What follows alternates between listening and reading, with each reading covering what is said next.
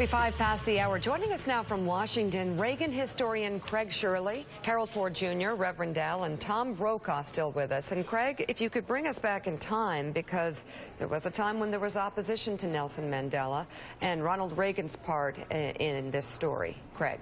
Well, I think, Mika, everything in the Reagan administration during his time of office has to be judged in the shadow of the Cold War. Everything from economic policy to national defense and foreign policy was shaped.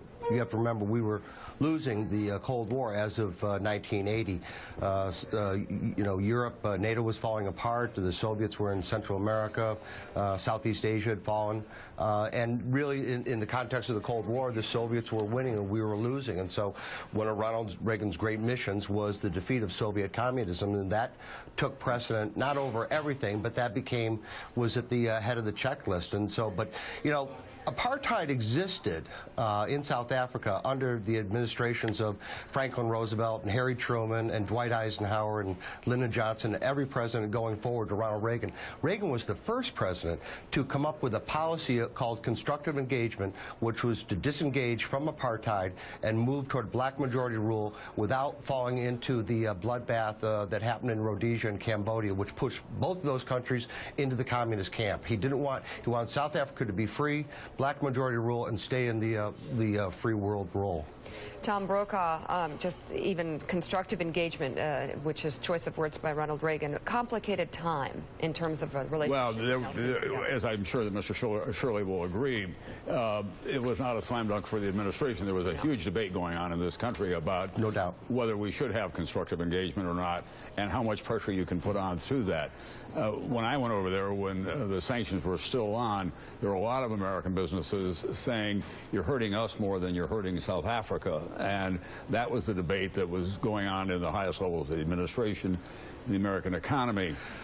But at the same time, there was a growing movement, as the Reverend Al has said, not just on the part of the California legislature and other things, but people were coming to the idea that this must come to an end, in part because of all that had happened the year before. There was a liberation around the world, and you couldn't have South Africa with this divided country on race alone.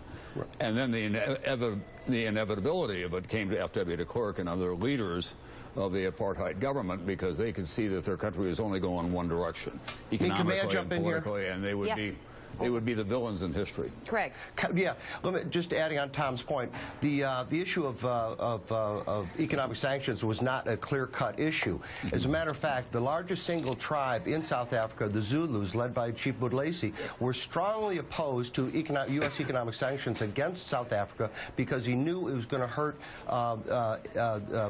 black South Africans the worst, being at the lowest point of the economic rung. He vociferously argued against economic sanctions against his own country. Well, also, Mr. Shirley, I went to see Chief Buthelezi, and Chief Buthelezi always was able to look after his own interests as well. I mean, but that was his job. He had an empire up there in his tribal homeland, and he didn't want anybody fooling around with that. He was not objective. No, but I think that Shirley's right. You had Buthelezi to the right of Mandela. You had some of the PAC to the left. But there was also this movement, even entertainers, athletes that were called on to shun South Africa and successfully built that movement with Trans-Africa and others. And Reagan became like the picture to us of opposing that, where he really was trying to deal with a balancing. Even Leon Sullivan had the Sullivan principle. So it wasn't a black and white kind of issue. It was a lot of gray areas around. And Reagan even said at one point he must release Mandela. I mean, he made a statement to that effect, that the South African government... He gave a speech to the United Nations calling on immediate withdrawal of apartheid. And don't forget, too, is that the first foreign policy trip by Bill Clark was to South Africa to meet with Pik Botha.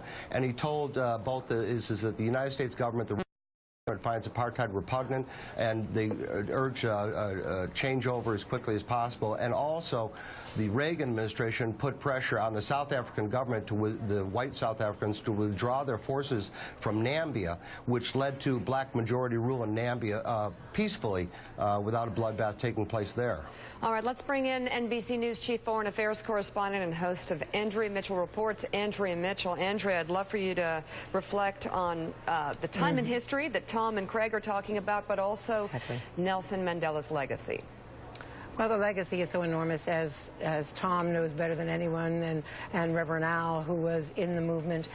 Covering it from this end, I was so impressed with Dick Lugar, Nancy Kassebaum, George Shultz, other Republicans who stood up and said finally to Ronald Reagan, you have to change the policy, that sanctions were the only way. And it was the Congress, and starting with Maxine Walters and Ron Dellums and the Californians, and the Congress, the Black Caucus. Bill Gray, the late Bill Gray, was such a hero of this movement.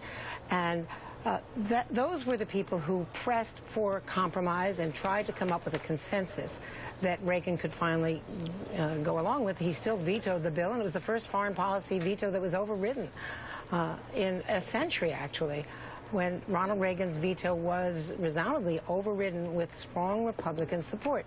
That was a moment, and it showed that the pressure that had been building on campuses, the pressure that had started in the Congressional Black Caucus, as Reverend Al pointed out earlier today, it really had built to the point where it was irresistible, and where the United States and the economic pressure was joining with world condemnation of what had happened and what was continuing to happen in South Africa.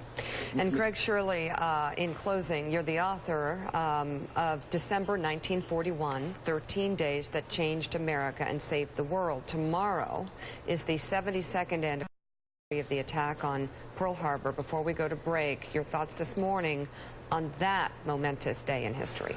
Well, it's interesting, Mika, because it does kind of tie together what we're talking about and what happened in December 7th, because we were an isolationist country.